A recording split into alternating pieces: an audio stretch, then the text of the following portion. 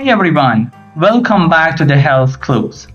I'm so glad you're here because today we're going to talk about something that affects millions of people around the world. But not everyone understands it clearly. Allergies. Have you ever found yourself sneezing like crazy in spring? Or maybe you know someone who cannot go near peanuts or cats without getting sick? That's an allergy. But what exactly is it? And why does our body react like that? Let's break it down. Super simple. What is an allergy?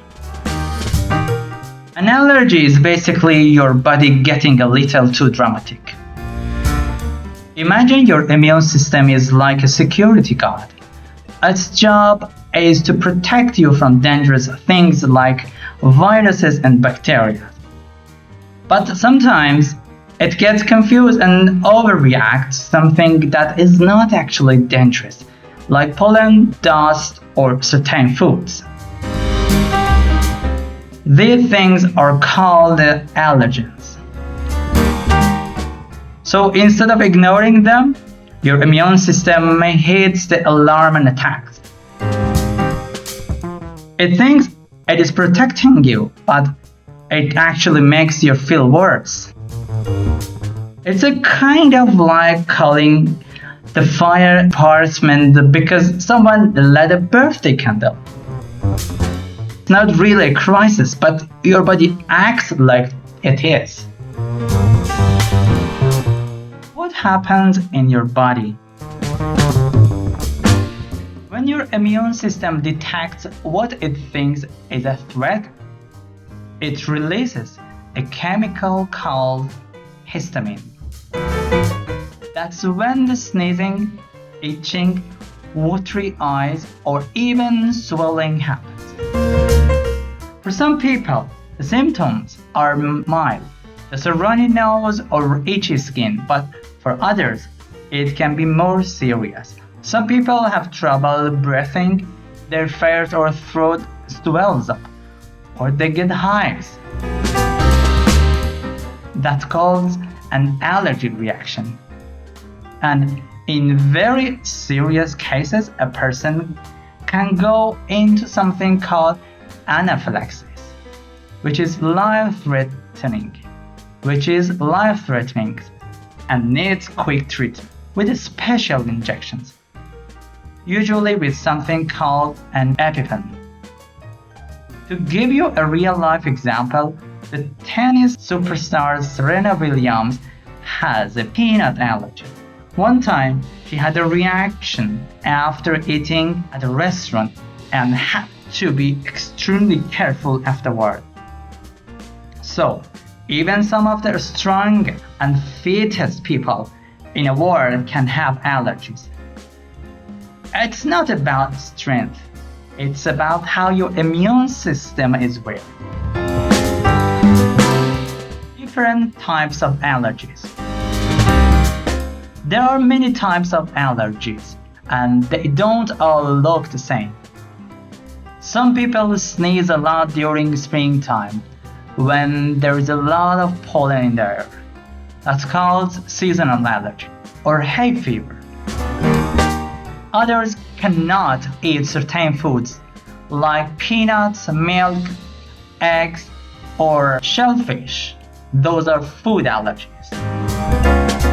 Some people are allergic to pets, especially cats and dogs.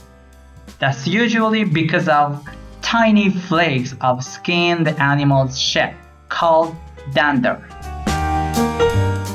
Others might react to dust or mold inside their homes, especially in places like bedrooms or bathrooms. And then there are allergies to insect stings, like from bees or wasps, or even to medications like penicillin. So, allergies can show up in all kinds of ways: on your skin, in your nose, in your stomach, or even in your lung. How do you know if you have one? Sometimes it's really obvious. You eat a peanut butter cookie and suddenly your lips swell up, or you break out in hives. But other times, it's not so clear. Maybe every time you clean your room, your nose gets stuffy, or your eyes get itchy after visiting someone with a cat. Doctors can help figure it out. They might do a skin prick test, where they gently poke your skin with different allergens to see how your body reacts. Or they might do a blood test for food allergies.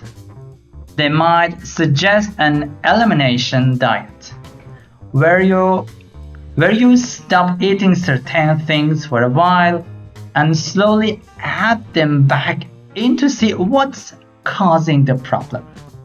How to manage allergies. The good news is, even though most allergies cannot be cured, they can usually be managed. If you know what your triggers are, the best thing you can do is try to avoid them. For example, if you're allergic to pollen, you might stay indoors when the pollen count is high. If you're allergic to dust, keeping your home clean and using air filters can really help. If it's food, reading labels and being extra careful when eating out is key. There are also medications that can help. Antihistamines are very common. They block the chemical that causes allergy symptoms. Some people also use nasal sprays or eye drops for relief. And for serious allergies, carrying an EpiPen could save your life in an emergency. Some people even get allergy shots over time to help their body become less sensitive to certain allergens. It's a long process, but it can really work. So now you know, the next time someone says, "I'm allergic to that," you'll understand exactly what they mean. Allergies happen when your immune system is just trying to help, but ends up causing more harm than good. If this video helped you understand allergies better, give it a thumbs up and subscribe to the Health Clues for more simple and helpful health explainers. In our next video, we will talk about the most common allergy of all, pollen, and how to make spring a little more sneeze-free. Thanks so much for watching and take care of yourself.